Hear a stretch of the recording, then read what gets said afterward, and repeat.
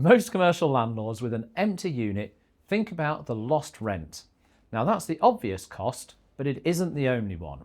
I'd like to introduce you to a concept called vacancy drag. Vacancy drag is the compound effect of an empty unit sitting there and the various costs associated with that. It isn't just the lost rent.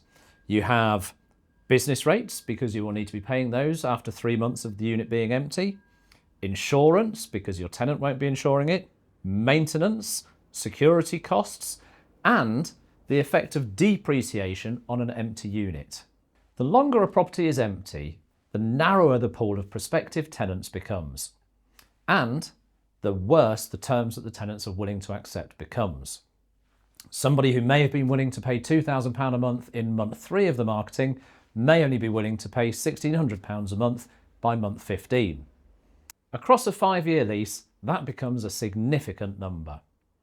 On our website, we have a vacancy drag calculator where landlords can put in their specific numbers and discover what the real cost of their unit being empty actually is.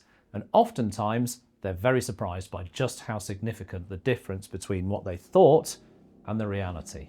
Acting early always costs less than waiting. The question is always, what is causing the void and what needs to change in order to improve that situation?